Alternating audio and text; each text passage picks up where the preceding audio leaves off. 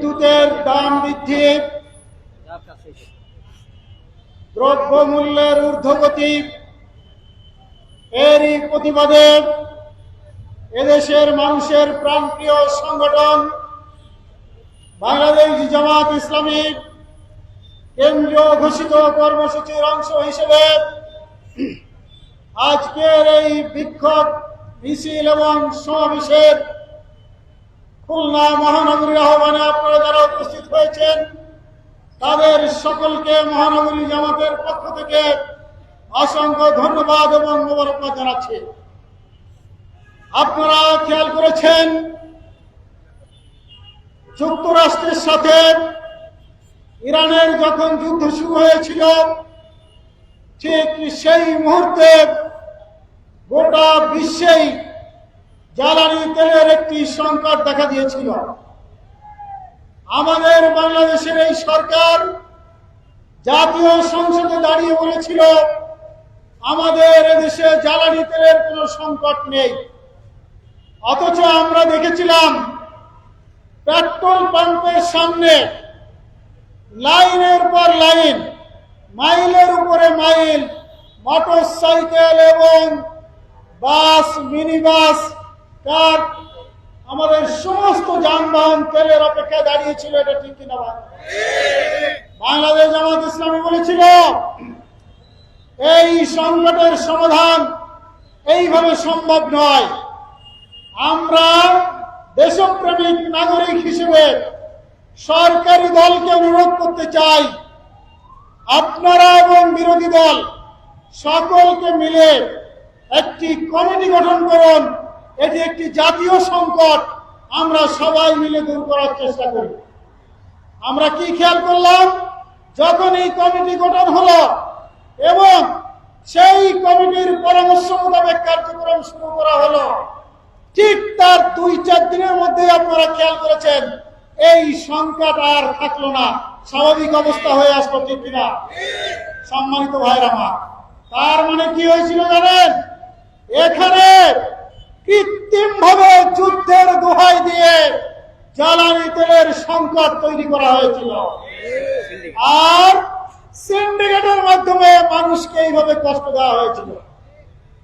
বাংলাদেশ জামাত ইসলামী এবং সরকার দলীয় যারা ছিলেন তারা সবাই মিলে একসাথে পরামর্শ করে ভূমিকা নেওয়ার কারণে ওই সংকটের সমাধান হয়েছিল।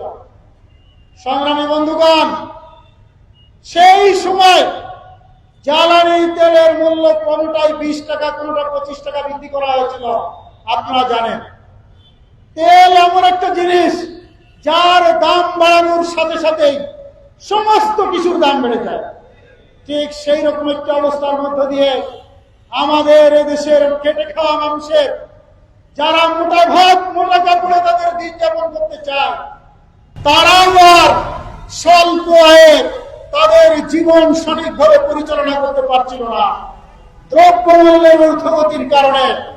এই ব্যাপারেও আমরা প্রতিবাদ করেছি। সম্মানিত বন্ধুগণ, আমরা গত পরশুদিন হঠাৎ করে খেয়াল করলাম রাতের আধারে, সেই মধ্যরাতে কাউকে না জানিয়ে হঠাৎ করে আবার তেলের দাম 5 টাকা বাড়িয়ে দেওয়া হবে। ঠিক কিনা?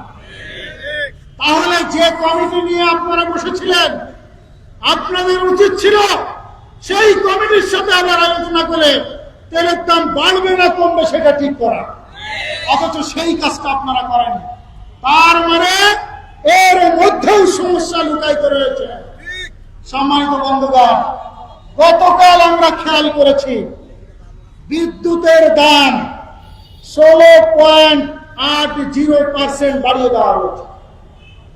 কোথাও ইউনিট প্রতি স্ল্যাব অনুযায়ী, কোথাও 2 টাকা, কোথাও 3 টাকা, কোথাও 4 টাকা, এইভাবে প্রতি ইউনিটে দাম বেড়ে গিয়েছে। এমনি মানুষ জীবন চালাতে পারছে না। প্রচন্ড গরমের মধ্যে মানুষ একটু ফ্যান চালাচ্ছে। সেই অবস্থার মধ্য দিয়েও যদি বিদ্যুতের দাম এইভাবে বেড়ে যায়, তাহলে মানুষের জীবন যাপন স্বাভাবিক থাকার আর কোনো প্রশ্নই ওঠে না। আমরা এর তীব্র নিন্দা জানাচ্ছি। অবিলম্বে এই দেশের কথা চিন্তা করে, মানুষের কথা চিন্তা করে, মানুষের কল্যাণের কথা চিন্তা করে যে সিদ্ধান্ত নিয়েছেন সেটাকে প্রত্যাহার করুন। বিদ্যুতের দাম যা আগে ছিল আমাদের দাবি তার থেকে আরো কমিয়ে দিন, বাড়ানোর প্রশ্নই ওঠে না। তেলের দাম যেটুক বাড়িয়েছেন তারপরে আবার বাড়িয়েছেন, এটাকে বন্ধ করুন। তা না হলে দেশের মানুষ আপনাদের বিরুদ্ধে অবশ্যই আন্দোলনে দেশের মাঠে নামবে, সেই আন্দোলনকে আপনারা থামাতে পারবেন না। সংগ্রামী ভাইরা, ইতিমধ্যে আপনারা জাতীয় বেঈমান হিসেবে পরিচিত হয়েছে। এদেশের 70% মানুষ গণভোটে হায়ের পক্ষে রায় দিয়েছে। আপনারা সেটাকে বৃদ্ধাঙ্গুলি দেখিয়ে সেই গণভোটের রায়কে আপনারা মানছেন না। জুলাই সনদকে আপনারা বাস্তবায়ন করছেন না। যে ছাত্র জনতার শাহাদাতের কারণে, ত্যাগ এবং কুরবানির কারণে আজ আপনি ক্ষমতার মসনদে, তাকেই আপনি ভুলে যেতে বসেছেন। এই কাজ যদি করেন, যে জনগণ ফ্যাসিস্ট হাসিনাকে দেশ থেকে তাড়িয়েছিল যেভাবে, কেউ যদি এদেশের জনগণের সাথে গাদ্দারি করেন, আপনাদের পরিণতি তার থেকে আরো খারাপ হবে। এই সময় আসার আগেই আপনাদের শুভবুদ্ধির উদয় হোক, আমরা এটা কামনা করছি। সুতরাং কাল বিলম্ব না করে অনতি বিলম্বে জ্বালানি তেলের দাম যা বাড়িয়েছেন কমিয়ে দিন, বিদ্যুতের দাম যেটা বাড়িয়েছেন সেটা কমিয়ে দিন। দ্রব্য মূল্য মানুষের ক্রয় ক্ষমতার মধ্যে নিয়ে আসুন। অন্যথায় আগামী দিনে আপনাদেরকে বলতে চাই, এ ব্যাপারে আন্দোলন শেষ না শুরু। আগামী দিনের যে কোনো আন্দোলনে দেশ এবং জাতির স্বার্থে, মানুষের কল্যাণের স্বার্থে বাংলাদেশ জামাত ইসলামে একের পর এক কর্মসূচি দিতে থাকবে ইনশাআল্লাহ। আপনারা কি সেই কর্মসূচি বাস্তবায়নের জন্য রাজপথে নেমে ভূমিকা পালন করার জন্য প্রস্তুত আছেন কিনা? আসুন আমরা আগামী দিনের সংগ্রামে আমাদের জান এবং মালকে উজাড় করে দিয়ে মানুষের কল্যাণে, দেশের কল্যাণে আমরা ভূমিকা রাখি। সবাইকে